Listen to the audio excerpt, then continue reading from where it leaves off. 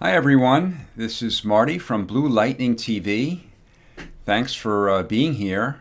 My last live stream unfortunately didn't have the live chat enabled, so hopefully you guys can join me in a conversation, ask questions, and just we'll have some fun today.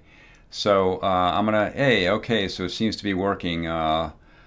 Lauritz Brandt, Genesis Design, fantastic. So it's working. I'm really happy. So today we are going to be doing this LED sports arena light display. This is going to be a tutorial that I'll be doing in a couple of weeks. I'll be actually posting it live. So this basically is going to be an overview of how to do it. It's really easy to do. What I've done is I've basically supplied this LED pattern that we're going to use to create the lights. And I'm going to provide that for you in my tutorial. So this is basically an overview. You don't have to follow along today, but this will sort of like give you a preview of it. Let me go to chats. All right. Wow. So Stevie Holland, the best tutorials on the net. Thank you very much. I appreciate it. It is live. I can't read your name because it's in another language. But yes, we are live. Hi Riaz, Sanjeev, love from India. Jack the Stripper, I like your voice. Thank you. Wow, you're one of the best on YouTube. Clarence Tillman says, I really appreciate it. What microphone do you use? Genesis Design says, I use a Blue Yeti microphone. Let me see if I can hold this up for you guys. Hopefully you can see it here. This is the Blue Yeti. I've used other mics before and did not like the quality of them, but this mic is really good, and there's a lot of adjustments to it that you can do. You can so yeah. Been exclusively learning from your videos. Made in the OS says, I've always wondered if your voice is real. Are you using any tech thing? Sanjeev asks or says. Yeah, I just to clarify, I basically yes, no, this is my real voice, my real robotic voice. Actually, when I do my tutorials, I use Camtasia, and there's an adjustment you can make that basically modulates the highs and the lows, and sometimes the audio gets compressed, so it's sometimes it can sound a little mechanical almost. I also, the pace that I speak at is a little on the slow side because a lot of my viewers don't speak English as their first language, and I try to go slow enough for them to understand. I also have translated captions, closed captions. So if you press the CC in the bottom, in the lower right corner of the video, choose your own language, and Google Translate will translate. It's not perfect, but you pretty much understand the gist of what I'm saying, which is very helpful. I try to make I make sure that Google is translating my English voice properly. So how you cut out your background, sir? Riaz asks. I don't know what background you're referring to, but maybe you can explain more. Thanks for providing all staff. SK Route asks. Again, I apologize. I don't know what I don't have a staff. It's just me. Blue Lightning TV Photoshop is Marty Geller, you know. Hoyo Verissimo, and I apologize if I'm mispronouncing your name. Hi from Portugal. Hello.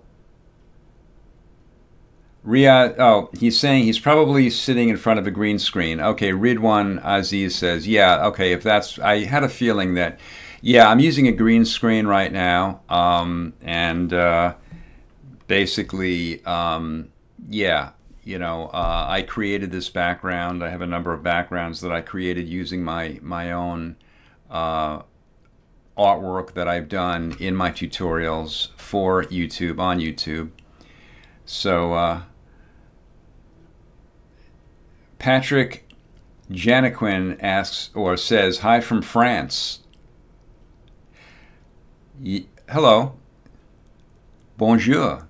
Yazan Al-Rayes says, what computer do you use? I happen to be using a Lenovo desktop computer using Windows 10.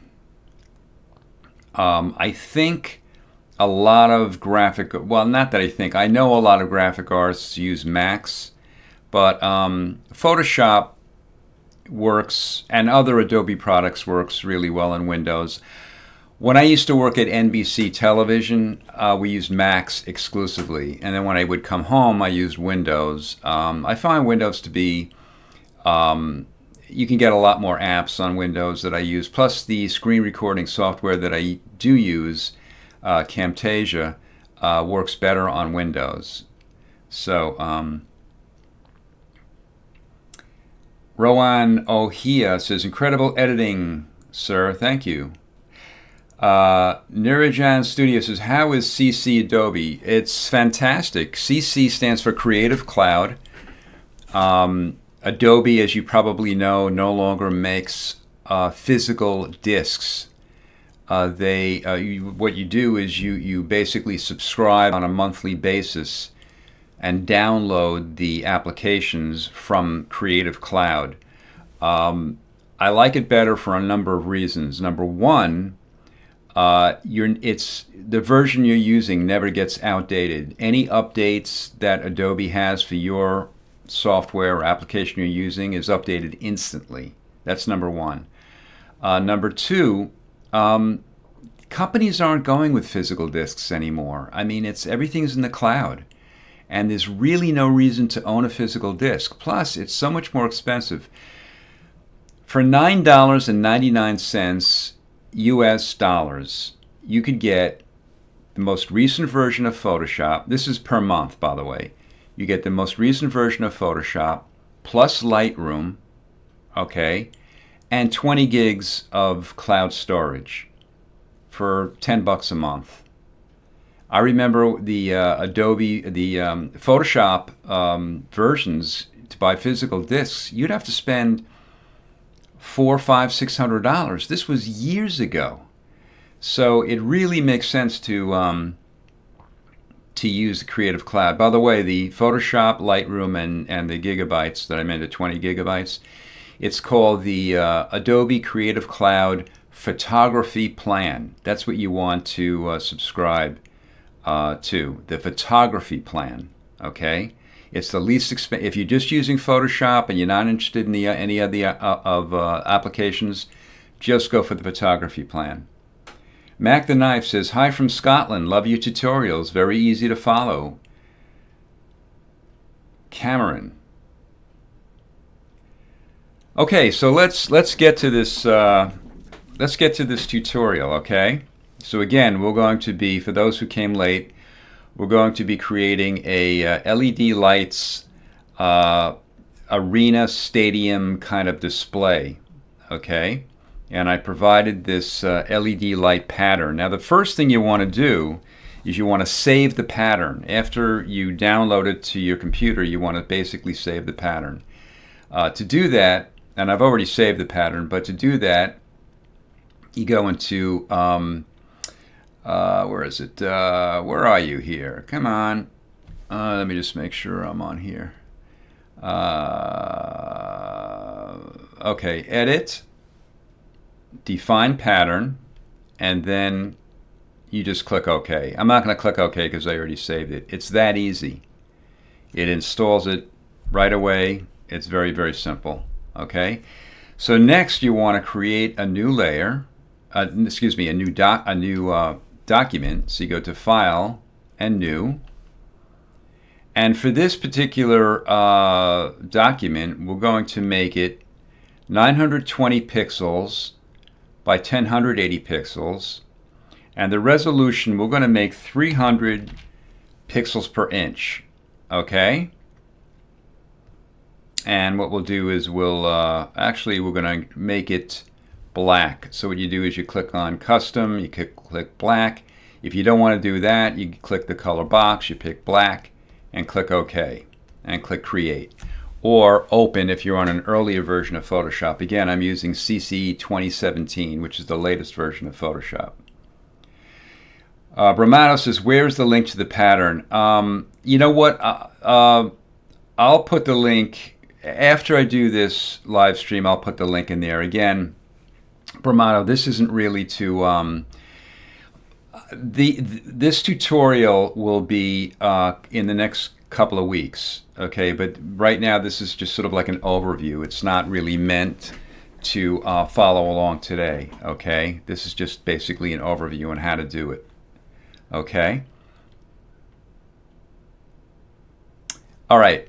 So, okay, so what you want to do at this point is you're going to, okay, so basically you're going to create the pattern. Now, to do that, you could either go into, well, there's a number of ways to do it. You can click the adjustment layer icon, and click pattern, okay? Let's see. All right, you know what? Apparently I didn't save it. I saved it and I must have gotten rid of it. So let me go back to the LED pattern. I'll go into define pattern. I'll click OK, and now it's in. Okay. So when I go into pattern, there it is. Okay. It's always the last pattern that you saved right here. Okay. And I'm going to make the scale 30%, and I'll click OK. All right. For now, I'm going to reduce the opacity to 10%. It'll almost look black, but it's not. It's actually, there's a little bit of pattern. Actually, if I zoom into the, into it, I don't know if you can see it, it's extremely dark, but it's there, believe it or not. Okay, so the next thing you want to do is, by the way, as I always tell you when I do these live streams, the reason I'm looking down is I write down the all the steps. This is the lower layer going all the way up, and I kind of number them.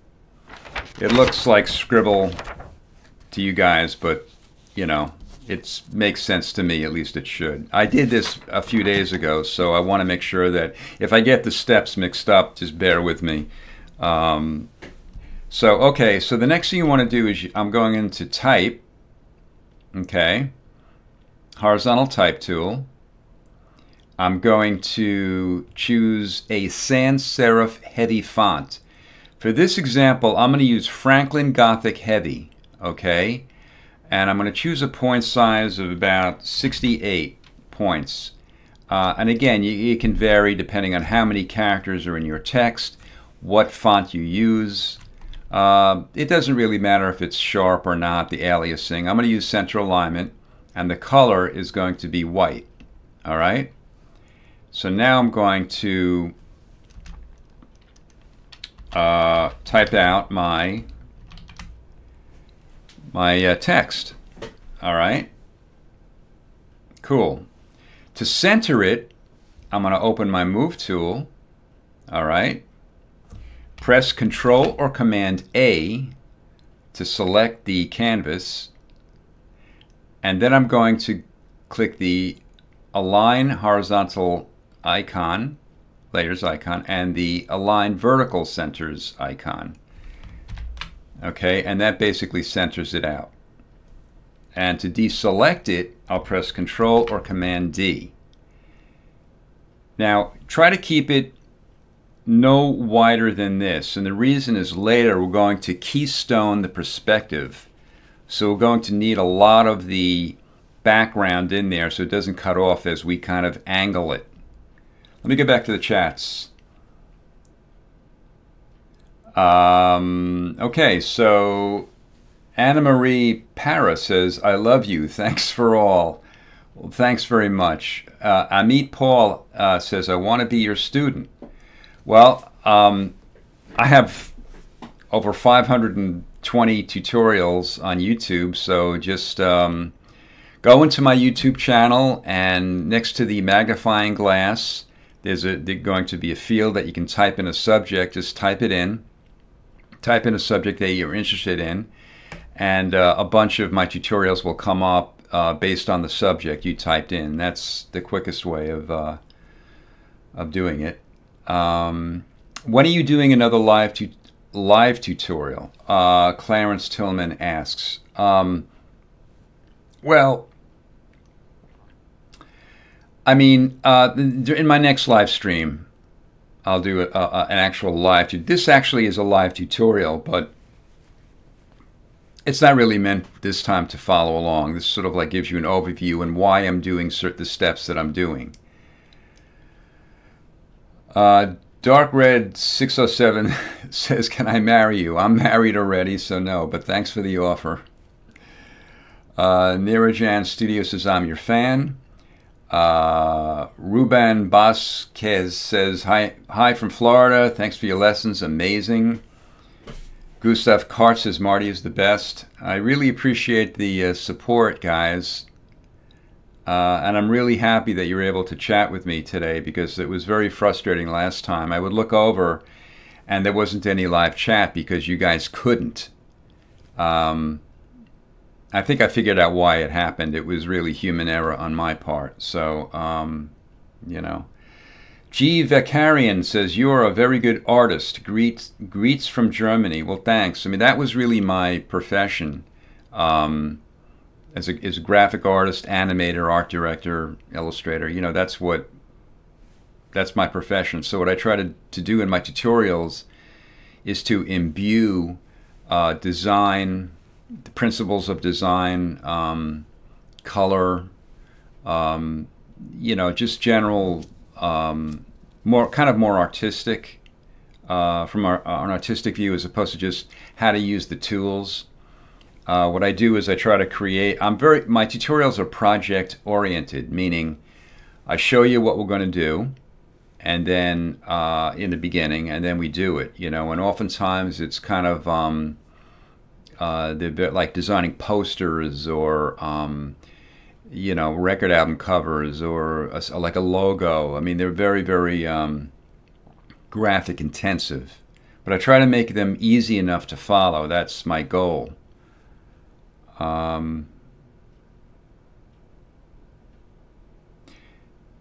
Okay. All right, cool. So at this point, now that we have our text and it's centered, all right, what we're going to do is we're going to double click an empty area of the layer to open up the layer style window. Layer styles right here, okay? And we're going to create an outer glow. So I'm going to click outer glow, all right? I'm going to make the color white because the text is white. Ultimately, it'll show the LED through it.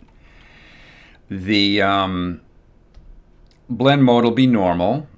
The opacity will be 50%, okay? And the size is 50%. Excuse me, 50 pixels. And I'll click OK. And you can see a nice, as I toggle back and forth, you can see a nice glow happening here. All right. Khalid Nazir asks, would you consider working with other programs such as Adobe Illustrator in Affinity Photo? I did when I worked at NBC. I used two other programs besides Photoshop. I used Illustrator and I used After Effects. After Effects is mind-blowing. It really is. But having left NBC 7 years ago, I haven't really worked on Illustrator or After Effects, so frankly, I forgot the programs. You know, as I said in all of my other live streams, if you don't use it, you lose it. What I've done is just continued with Photoshop and got even more into it. But the other two programs, there wasn't really a need for me or a desire for me to continue with those programs because I didn't have to use it professionally. What I like about Photoshop is you know, you're creating still images and you know, it's sort of like each tutorial I do is sort of like a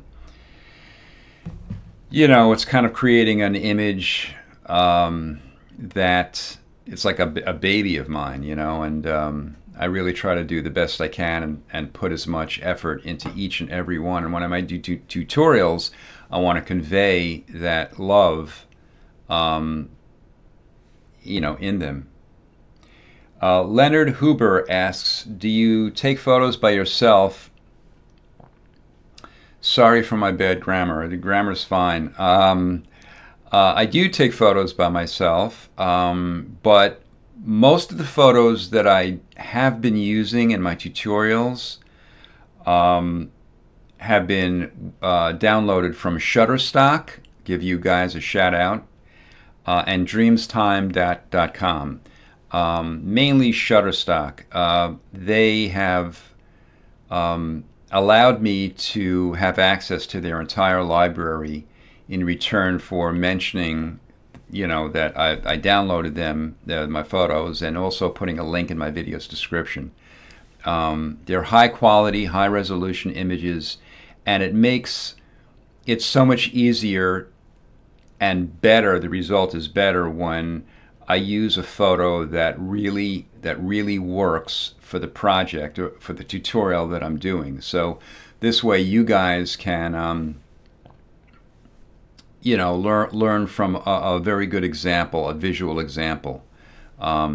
Unfortunately, Shutterstock doesn't allow me to distribute their photos to the public. You really need to either subscribe or purchase the photo. The photos I use are just for examples. They're meant as solely as examples. So so if I download something, a photo of a face that has a high contrast in it, what I say to you guys is, you know, download a photo that you can find or take one that has high contrast.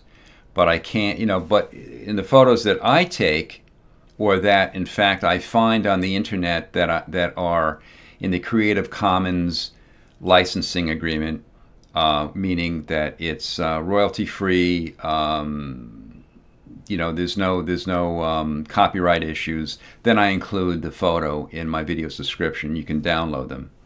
So I let you know right at the beginning of the tutorial either way. Have you tried using Affinity Photo yet? No, I haven't. And frankly, I have no idea what that is.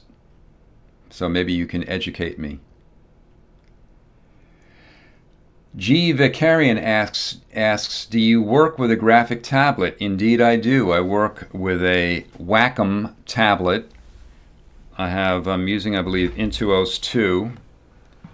Here's the tablet. I don't know if you can see it. Okay, here's the pen that I use. And I recommend anyone who's doing any kind of work, any kind of artistic work in Photoshop or any other application, use a graphics tablet. Why? The pen is pressure sensitive, and it's much more intuitive than working on a mouse. I find working on a mouse is like as holding a brick in your hand and trying to like do very subtle strokes, and you know, and with a. I mean, can you imagine if a painter had to use a brick in their hand to paint? I mean, you know.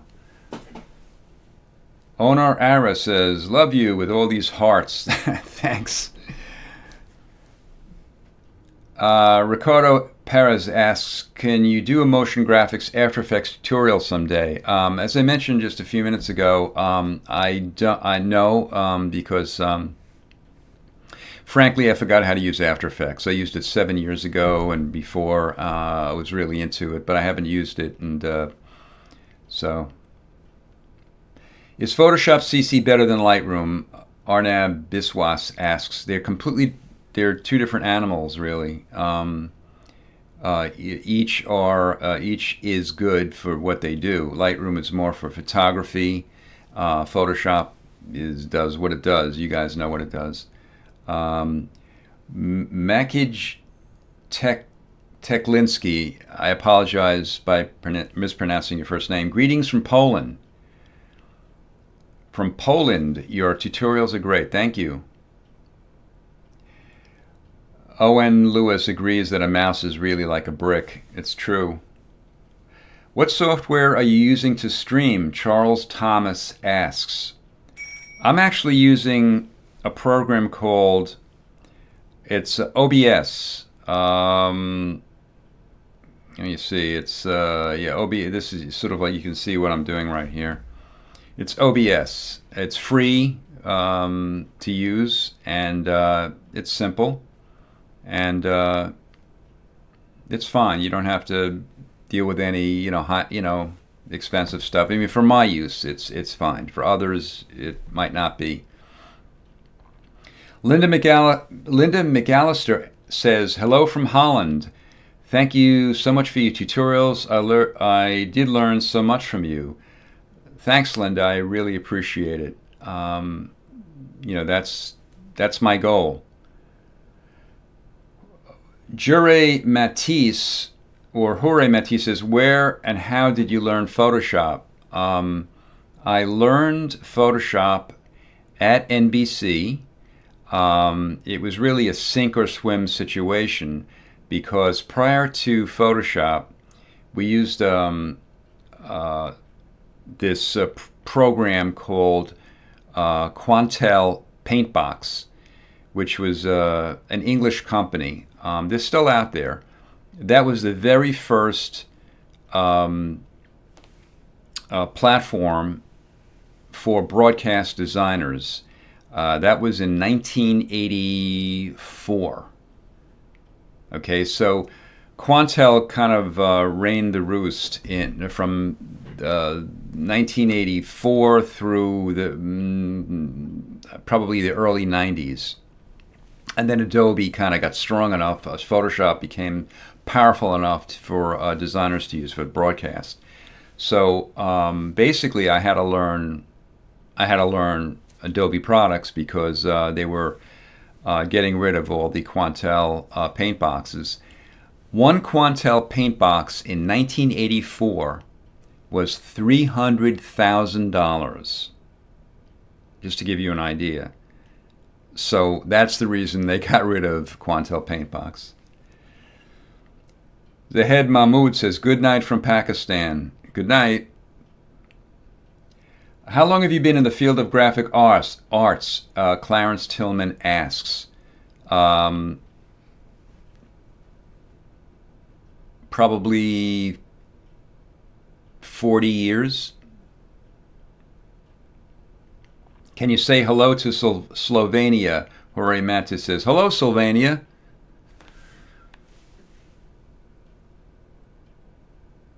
Okay, let's continue.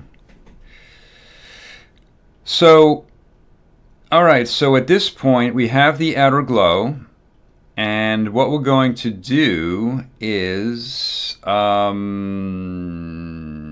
what we're going to do is I'm going to move the type up above it, and what we're going to do is I'm going to add the pattern to this as well, okay, using the adjustment layer. Okay, pattern, I'm going to make it 30%. all right, I'm going to, yeah, so what I'm going to do is I'm going to clip it to, and again, I don't know if I'm doing this according to my the steps here, but let's give it a go here. I'm going to make the pattern into a clipping mask to clip it to the text. As you can see, it's affecting all the layers below it right now. Now there's three different ways that I know of to make it into a clipping mask. One way is to actually press Control-Alt-G on Windows or Command-Option-G on a Mac.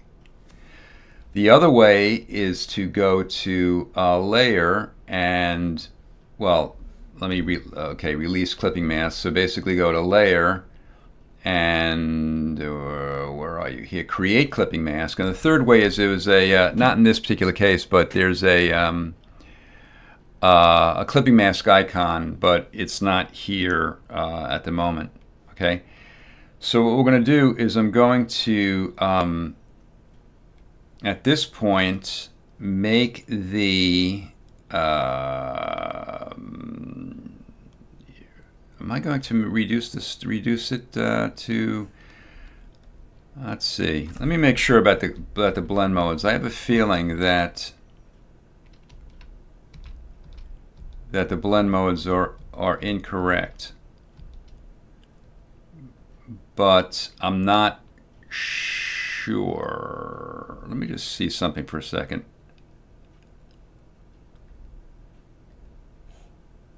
No. All right, I'll figure it out. Maybe it is correct. We'll see. See, this is the reason why I didn't want you to follow follow this tutorial right now, because I did this a few days ago. But nevertheless, let's continue.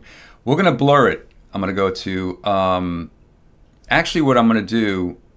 Actually, what I should have done is convert it into a smart object. I'm going to convert the text into a smart object now. So we can modify the filters, that, like the blur filter, for example. I'll go to Filter, Blur, and Gaussian Blur, and I'm going to blur it 2 pixels. Okay, and you can see with smart filters, you can adjust it at any time. Just all you have to do is just double-click on the filter, and it'll open it up, and you can adjust it. That's the beauty of smart filters. At this point, I'm going to go back to Filter, Blur, and Motion Blur, and I'm going to make the angle 90 degrees, and I'm going to make the distance 10 pixels. Okay. Then I'm going to go into Filter, Pixelate, and Mosaic, and I'm going to change the cell size to 5. Just give it a little bit of pixelation there. Okay.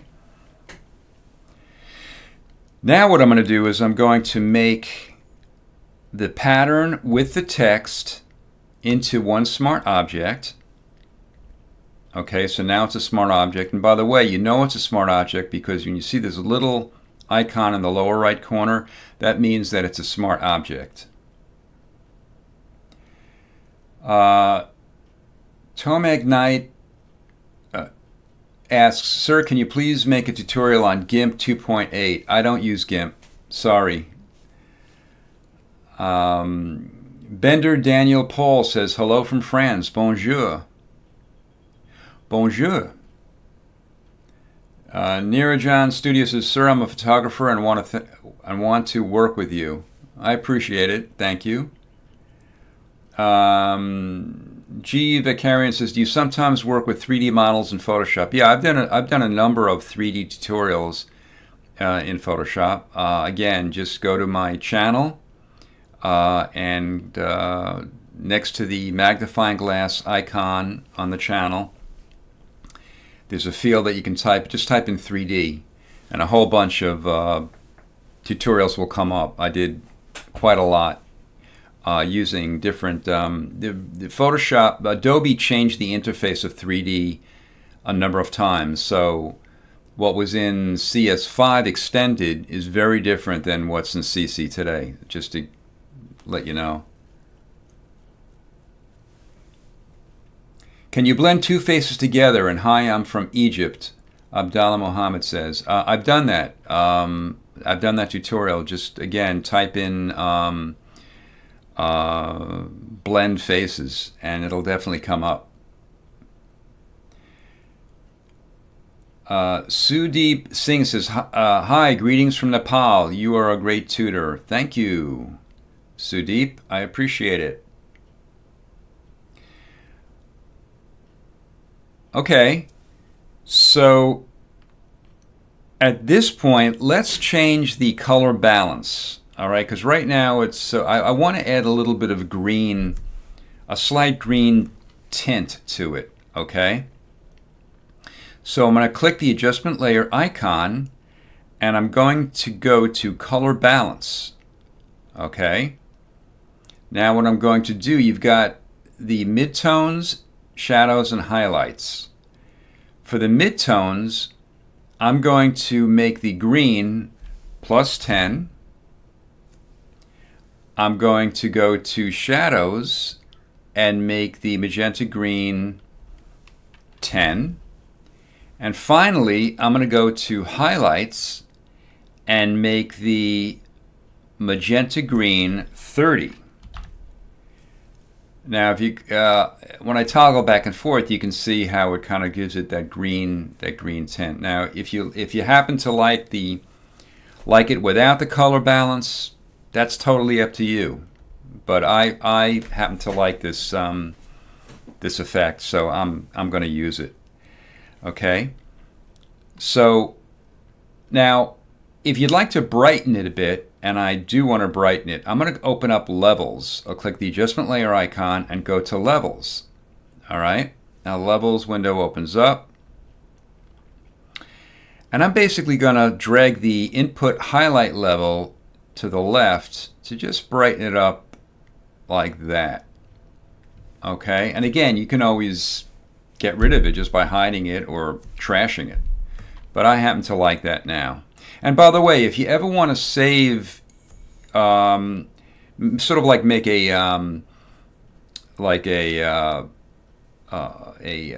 screenshot of all of your steps, like where you are right now in Photoshop, you go to History, and if you don't see History, you go to Window and click History. Go to History and click this icon and click New Snapshot. What that does, I'm going to click OK. That basically saves the point where you are in your Photoshop project. So if you continue, you know, and you find, you know what, I don't like what I've done, let me go back to that point before I screwed it up.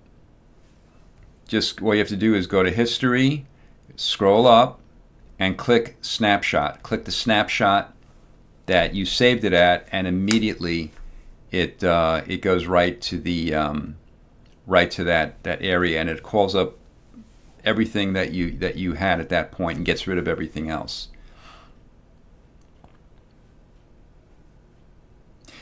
By the way, I don't have the slow mode in the live chat today. Because I just wanted to make sure that it was working, you know, and so a lot of people are, I mean, it's like a waterfall. A lot of people are kind of typing stuff out, and I kind of like get to it. RV Channel asks, what's the difference between an adjustment layer and going to layer and selecting the same adjustment? I'm not sure I follow. What's the difference between adjustment layer and going to the layer and selecting the same adjustment? I'm sorry, I don't know what you're referring to. Oh, okay. So I think I might understand what you're saying. So basically, if you have an adjustment layer and you want to copy it to another layer, just click on the adjustment layer, press Alt or Option, press and hold it down as you drag it up to the layer that you want, and basically it copies it over. It copies the adjustment layer over. I hope I explained that. Marcin Smektala asks, in what age you started to get interested in computer graphics, Photoshop, and stuff like that, if I can ask? Greetings from Poland.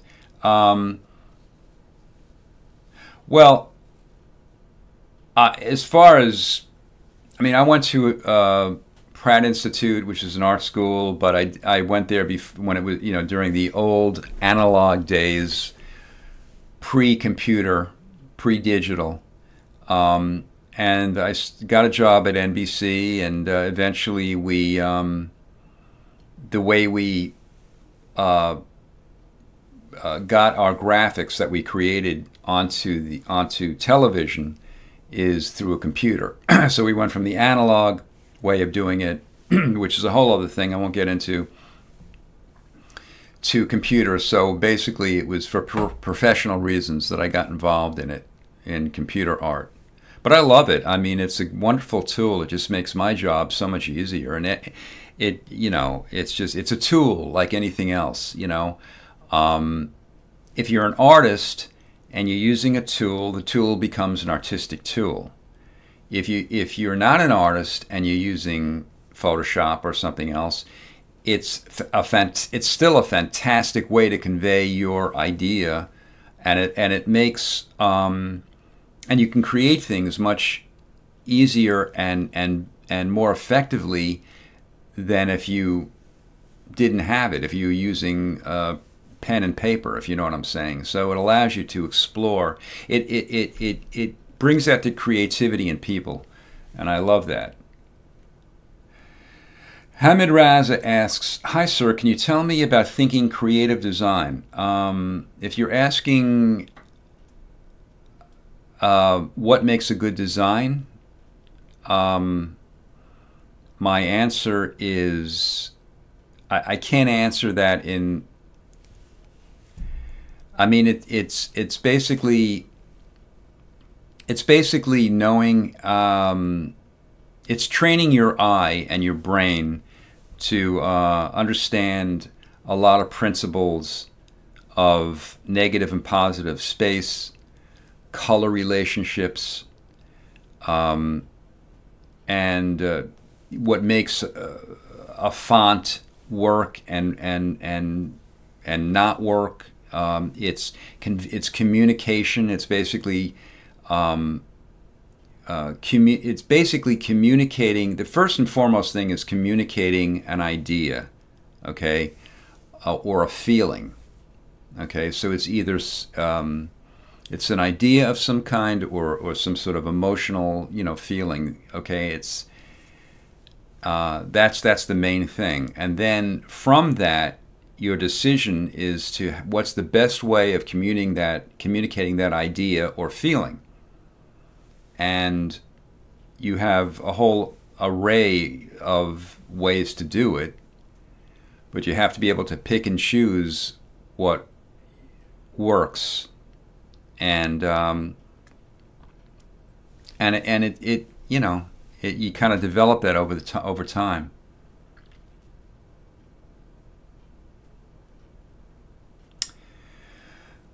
Okay, so at this point, what we're going to do is we're going to use the transform tool. But before we use the transform tool, what I'm going to do is I'm going to make this entire, everything in the layers panel here. Oh, by the way, to choose all the layers in the layers panel, I'm going to go to the bottom layer. Remember, the top layer is active. I'm going to go to the bottom layer, and I'm going to shift click on the bottom layer. That highlights all the layers and makes them active. Then I'm going to go to the flyout list and click Convert to Smart Object. All right. What I'm going to do is I'm going to save this, save a snapshot. All right. So now what I'm going to do is I'm going to zoom out to give myself more room to use the transform tool. So I'm going to go Control or Command and the minus key on your keyboard. Okay, you do that a few times. All right. Now what I'm going to do is I'm going to open the transform tool by pressing Control or Command T. That opens it up.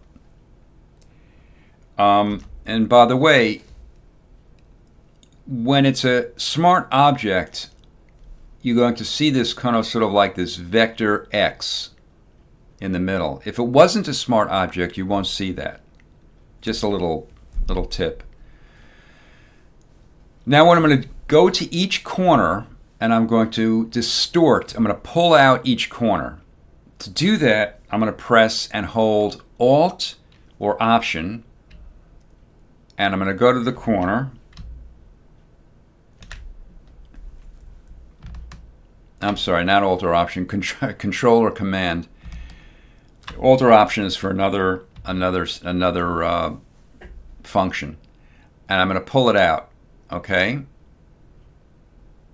See how I'm doing it? I'm going to pull these out.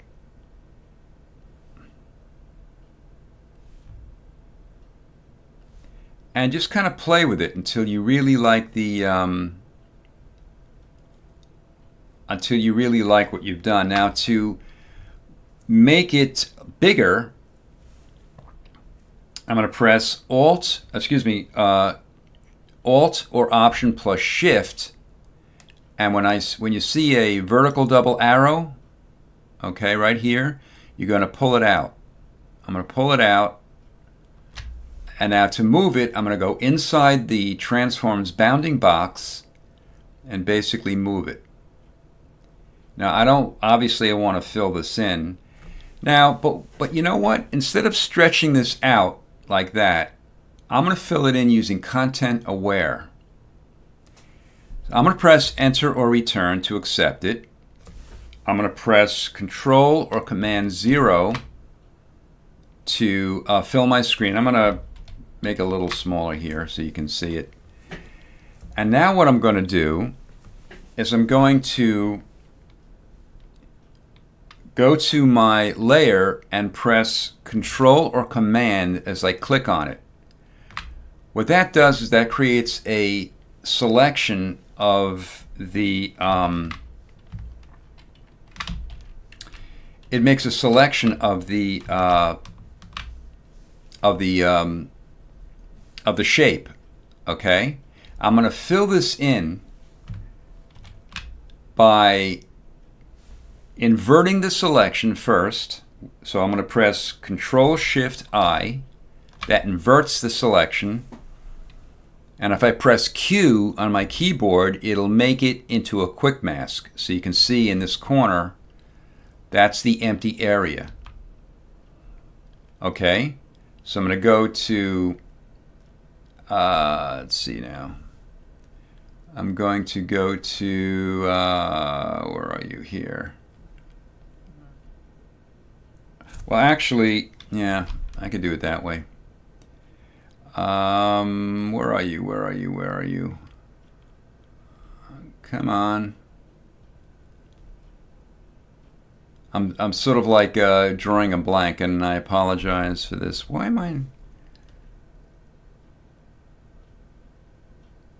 Oh, that's interesting.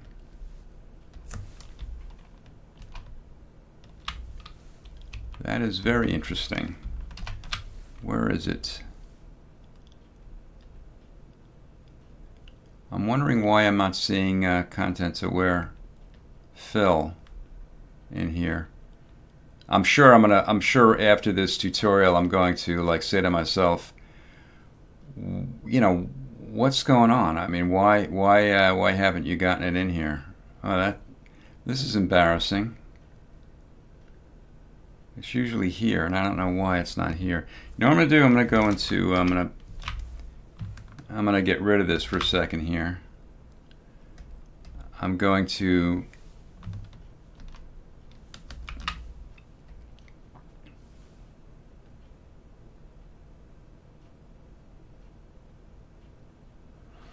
very strange, guys, very strange. Well, you know what I'm going to do? Screw it.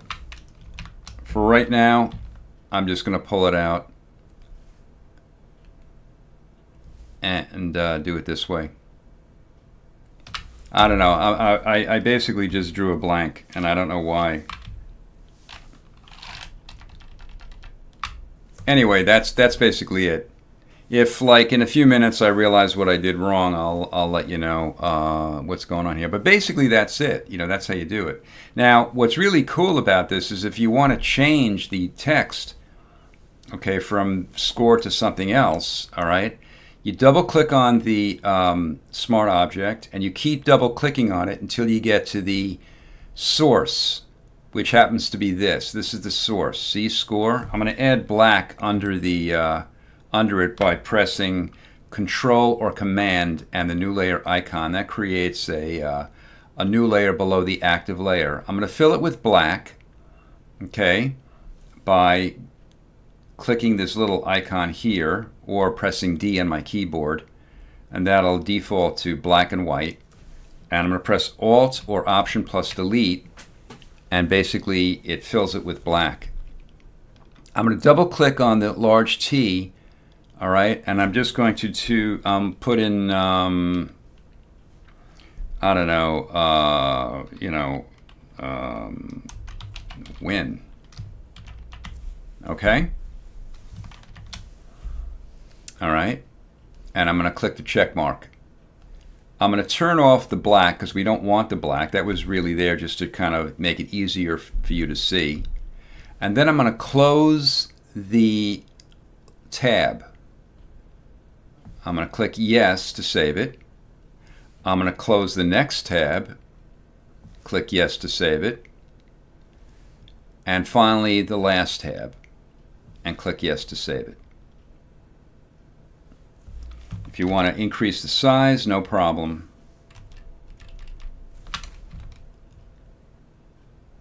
And just move it. There you go. It's that easy. It's very cool, you know? Very, very cool. Yeah, it's really bothering me that content aware, I don't know, that is crazy. Why well, I'll figure it out. It's bothering me that for some reason I'm just, you know, I forgot, but is that like layered smart object? Well, I mean, layered smart, I mean, a smart object does constitute multiple layers in it. Usually, not necessarily, but it could, you know, like in this particular case.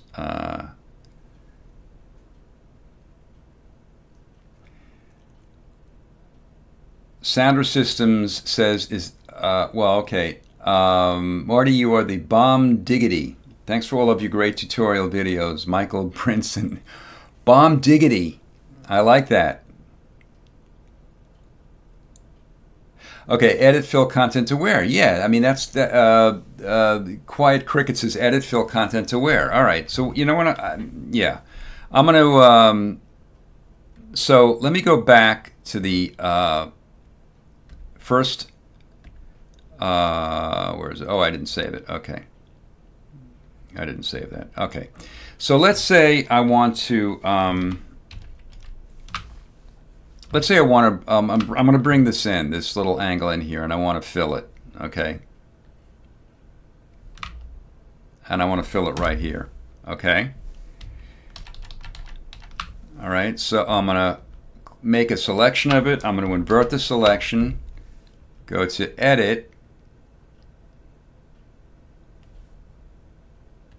Well, you see there's no edit and fill. Usually when you click, you can basically fill it in by going to edit. Yeah, I mean edit and fill, because fill was yeah, fill basically is grayed out. This is very, you know, I think I realize what the problem is.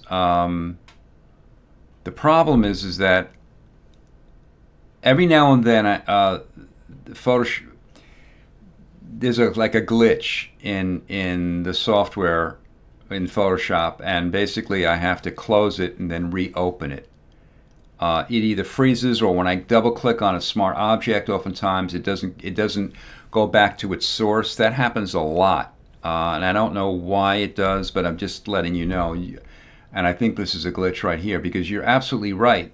When you click on fill, okay, Shift plus the F5 key, Yeah, you see it's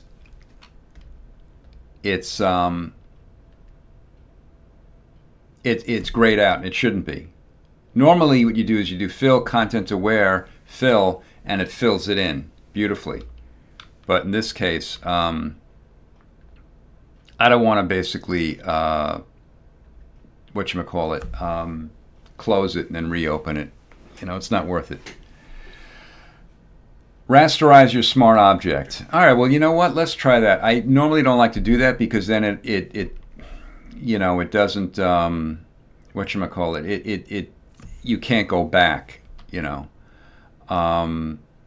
So if you go into rasterize smart object, okay, now what I can do is, let me go into here, okay, and I want to, like, let's say I just want to fill that little section in there. So now it's rasterized. So if I go into edit, fill, okay, and oh, excuse me. I'm going to click, I'm basically going to make the selection, invert the selection. So now when you go into edit and fill, you click content aware, and before I click OK, watch this. Click OK, and then I'm going to deselect it. Now the reason this happened is because I didn't expand the selection. It's always good to do that. So what I'm going to do, okay, is I'm going to expand the selection by going into select, modify, and, well, since it's inverted,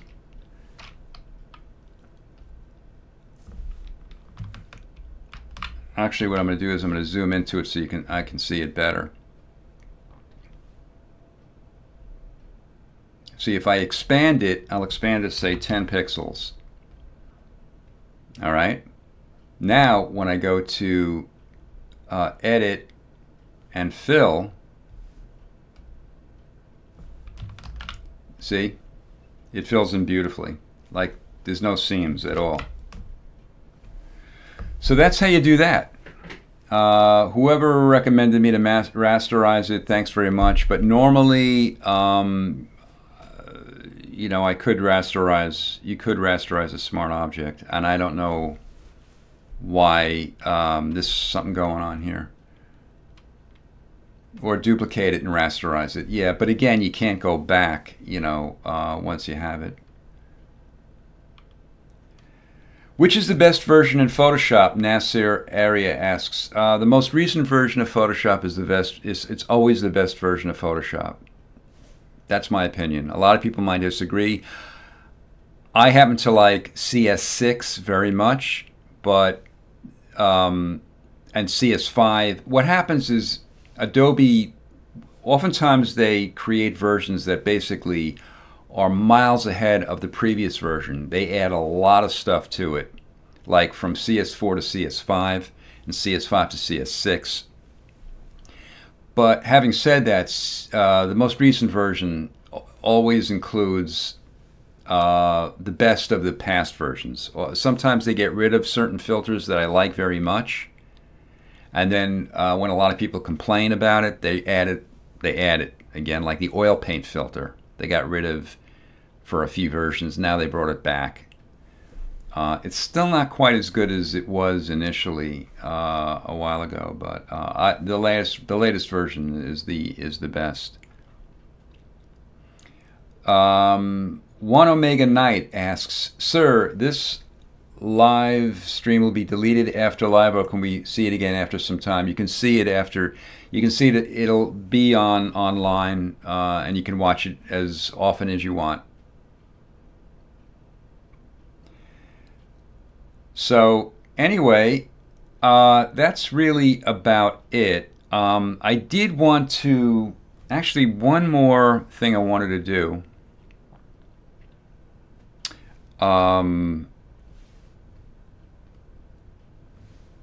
What I'm going to do, people sent in a whole bunch of their